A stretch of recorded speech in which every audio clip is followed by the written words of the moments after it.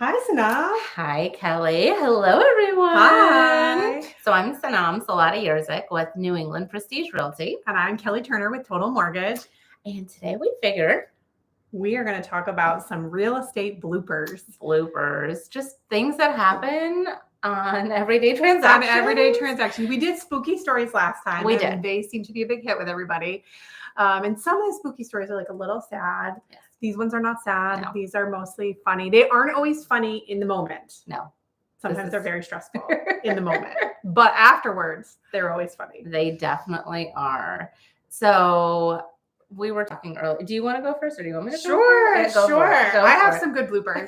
So for me, the mortgage side is not really it's not really that funny.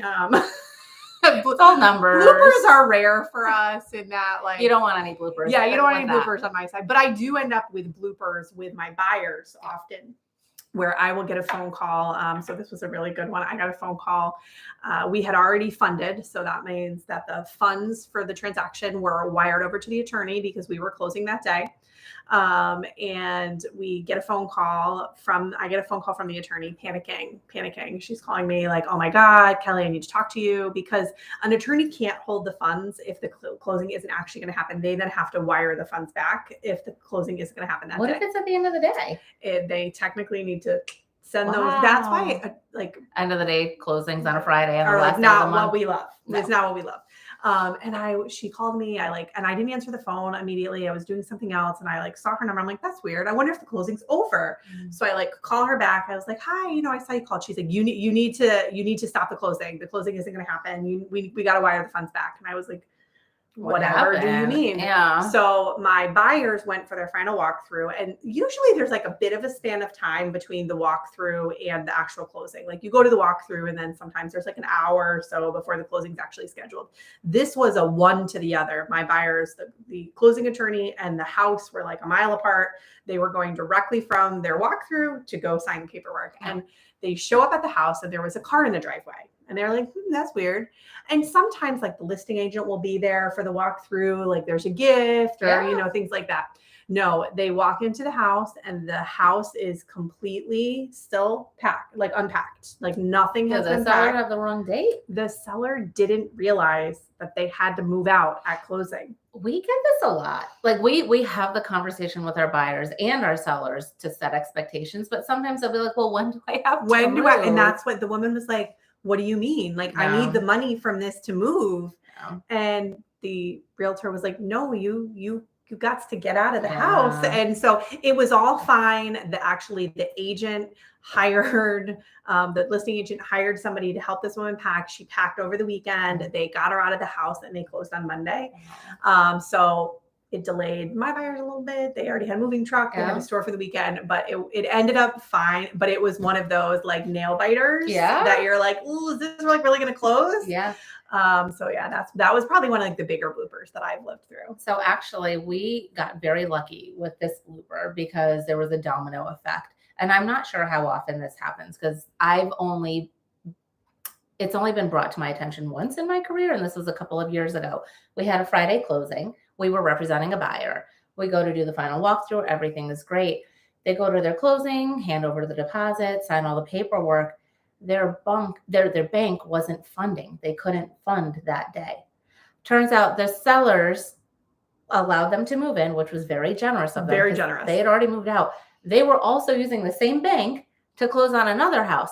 So the sellers of the home that they were buying also didn't get funded. It was a 3-row domino effect of people that were not funded.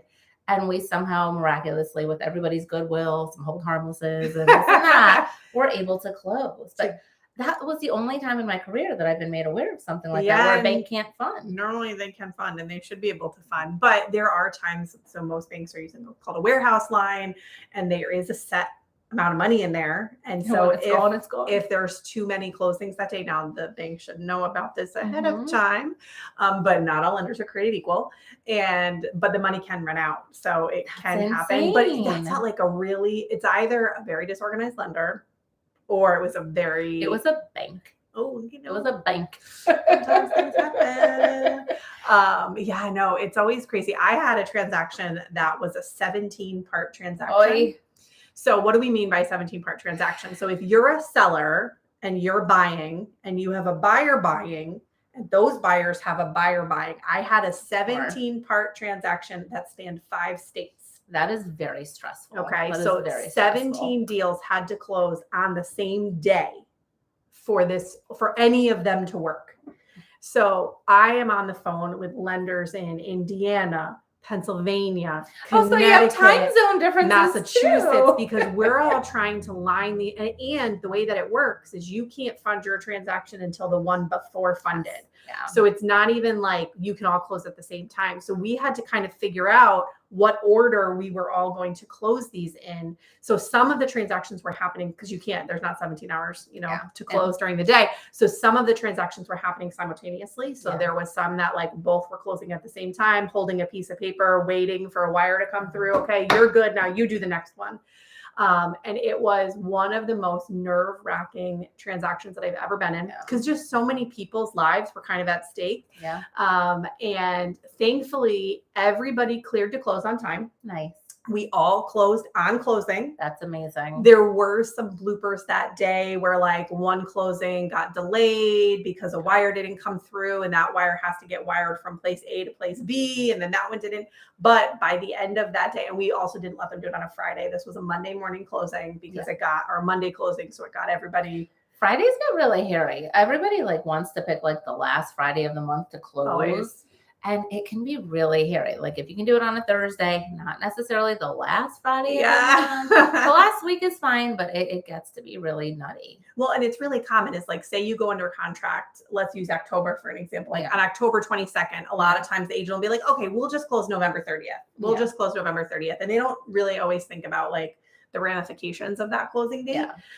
For lenders, it actually makes a big difference because what month you close in impacts your escrows and when your first mortgage payment is due. So if your closing slides from the last day of one month to the first day of another month, it can actually change your cash to close by a significant amount. And we have to talk buyers through that sometimes. Like, I know I said it was going to be this much money, but you guys opted to push the closing back by 3 days. And this is the difference. Now your first mortgage payment gets pushed back, but you owe more money now because you got to pay. It all ends up washing out. It's just in the moment. There's a little bit more squeeze at that point. Yeah, right. You're like, oh my God. We had mentioned one last time, another blooper where a seller drove through a garage. That was a really good one. The seller drove right through the garage right before closing. And even like when we're looking at homes or, selling homes, like you always want to be careful where you're walking. You might assume something is safe, but like my old days of just like, I used to be a volunteer firefighter 10,000 years ago, but always like kind of just putting your foot first to feel what you're stepping on to make sure it can support you is important. Because a few years back, I had a client of mine walking on a deck of a property we were looking at, and his foot went right through the deck. Thankfully, he didn't get hurt. But then I was telling Kelly, couple of years ago, another agent that I did a deal with in town, his foot went through one of my decks. And I was like, oh my God, I'm so sorry. I didn't even realize the wood had rotted and that it was unsafe, but things happen. So I had a transaction where my buyer's home inspector fell through an attic. Oh my God. Yeah, he was fine. Everything was fine. It looked like a stable surface. He had stepped out onto it. He was doing his home inspection and he went through. He got caught, so he didn't fall all the way through, thankfully. But a foot through the roof, through the ceiling. The buyers their inspector, then his insurance had to pay to fix it. But it was like, that was a really good laugh though, because honestly, everybody handled it really, really well. Like the sellers they thought it was funny. The buyers, once we knew that the inspector was fine, it was funny. But he had like fallen all the way through, could have been a disaster. I've had some home inspectors, like elderly inspectors that probably shouldn't be walking on roofs, go up on roofs, and my heart's racing. And I'm like footing the ladder. I'm like, just please be safe. You're like, I didn't sign up to foot the ladder. I want you to be okay. Yeah. I had another one that was a good one where there was a snowblower that was left as property. Now, when you leave property like that, it has to be at no cost. Yes. So that's when you do a transaction. If the seller's leaving something for you, there's no value to it. Because if you're doing a cash deal, it doesn't matter. But if you're financing, there has to be no value. Well, the seller's son didn't realize it was included. He wanted it. The day before the closing, he went to his parents' garage and took it. Didn't tell them. He just assumed they were going to like assisted living. Oh, they're not going to need this. He took it. My buyer showed up, opened the garage door, expecting to see like a shiny snowblower, and there was no snowblower. So they called the sellers, and the sellers knew nothing of it. So they're like, "You're lying. The snowblower's there." Aww. My buyer's like, "There's no snowblower." So this closing ended up delayed about 4 hours while they negotiate. And again, there's no value to this. So you're not negotiating dollars. What ended up happening is the son returned the snowblower. He took it by accident. The kids figured out, or the parents figured out that their son is who took it. Yeah. He returned it very, very begrudgingly. He was very mad about it. This is God. ridiculous. You don't get a snowblower when you buy a house. So yeah, he was very mad about it. You know what ends up in houses all the time? Pianos. Oh, because people don't want to move them. People don't want to move them. Sellers try to sell it to the buyers. And if the buyer's like, no, I don't want it, then they have to figure out a way to get it out. And then if they don't, sometimes the buyer's like, no, I don't want it, period. Like, even if it's for free, just get it out of my house. And pool tables. That was the next thing I was going to talk about. Pool tables. They're big, they're heavy. Like, for the seller, it has so much value, but for the buyer, it may have zero value. If they don't want it, they don't want it. They don't want it. So let's talk about bloopers right now. Yes. So is it a blooper to buy in this current market? What are your thoughts? Not if you need a house. Not if you need a house. It's definitely not a blooper. What did Tom just say right before he left? Like, is it better to buy now rather than 7.9% interest? Yeah. With the sale price down 150,000, or to have a 3% interest with the sale price up 100,000. They're not so far off. They all end up being a wash. They really do. And we were talking earlier that the last time rates were probably this high was what, 2002? 2002. And for those who did buy in 2002, you can chime in. But if you've kept your house up until now, you've done pretty well. The appreciation of that house has been fabulous. And you've probably refinanced it maybe multiple times since then. You are now paying a lower rate. Yeah. And I know that there is a lot of contention in the market right now. I did a LinkedIn post the other day about tense. The word I've been using to describe our current market is tense. It is very tense. Everybody's waiting for something. We just don't know what we're waiting for. Well, that's the thing. People want to know, like, when have we actually hit the bottom? Like, but by the time you've hit the bottom, you've already missed it. Now we're on our way back up again. Even like during the pandemic, there was like a month where things slowed down. We felt it cooling off. Yeah. And everybody was like, everyone's like, oh, okay now. And then it took right back off again. Well, and actually that was the moment, in my opinion. Rates had been going down. Yeah. There was no inventory. Rates had been coming down. Rates hit, and we were like, this is it, right? Yeah. There was nothing on the market. We were like, as soon as these houses come on, and that's where values shot up. Yes. It was right after that lots of stuff came on the market, but values went through the roof. And it was like, if you had waited for that, what did you wait for? Yeah. Kind of the same thing. Yes, you got a low rate, but you were paying more for your house. Yeah. And I think the example or the explanation that I always give people is your housing needs are not dictated by anything external. No, it's predicated on your needs, your wants, your personal lifestyle, what's happening. Yeah. Are you renting right now? Did your rent go up? Are you renting right now and you have 2 dogs that you can't find a rental for? Or do you need to get your kids into a school system? Yeah. Did you run out of space in your current home? Yeah. Do you need new neighbors? Yeah. Do you need new neighbors? There's just so many things that come into play in home buying that you can't be waiting for something that may or may not ever happen. Yeah. And like everybody keeps asking, like, where's this market going? And honestly, we've never experienced this before, but it's kind of like a tug of war. Like, so in Glastonbury, like for the past few weeks consistently, our inventory has been around 40, 45, like homes for sale. Like that's it. It's not like we have hundreds of homes for sale. They come on, they come right back off. They come on. And so it's a tug of war. Okay. So interest rates are high, but it's not like we're flooded with tons of inventory. If we were flooded with tons of inventory, that would shift everything, So yes, but right now that there's that tug of war and I feel like the towns that are holding strong are going to continue to, as long as we still have that tug of war with the rates. And it's getting everybody on the same page. Buyers think it's 2008. Yes. Sellers think it's 2001.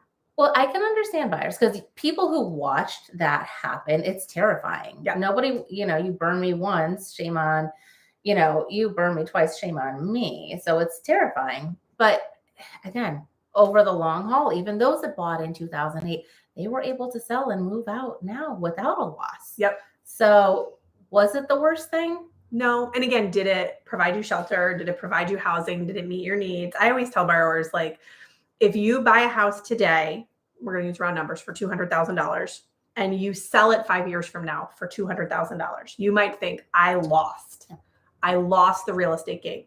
However, in that 5 years, you paid money for your living expenses back towards your equity. And when you sell it in 5 years, some of those funds, not all, and people get hung up on that, are going to get returned to you as the sale price.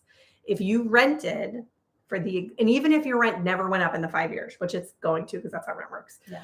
But if you rented for the same 5 years, you've paid for your housing, it has sheltered you. That's great. When you move out 5 years from now, you maybe get your security deposit back. Yeah. If you're lucky. If you live somewhere for 5 years, probably not. And then also just the stability of not having to answer to a landlord. Yeah. It's your own house. You want to paint a wall. You want to knock a wall down. You want to do this. You want to throw parties. You want to do whatever. It's your house. Absolutely. So is it a blooper? There are a lot of bloopers in our industry, but is this a blooper? I don't think so. No. You just have to talk through what your needs are. You need to have a lender and a realtor on the same page as you, and you need to talk through what that looks like. You need to discuss, what are your plans? Yeah. Are you going to live in this house for a year, 5 years, 10 years? I think that's it. It's asking the right questions to see, does it make sense to make a sale, to make a move, to sell your house, to buy a house, to do what you need to do.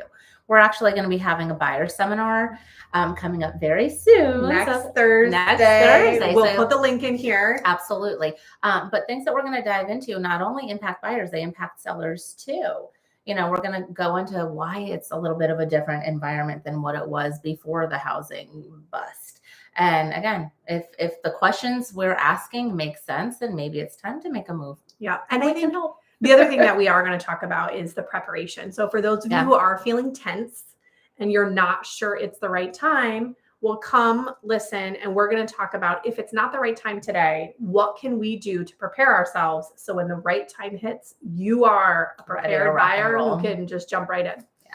And also just to help you see the whole forest rather than just staring at the one tree. Yep, absolutely. So, yeah. Awesome. Awesome. Well, thank you. Yes. Thank you for watching. And hopefully we'll see you live in person next Thursday. Yeah, we'll put the information below. Have a great day. Bye.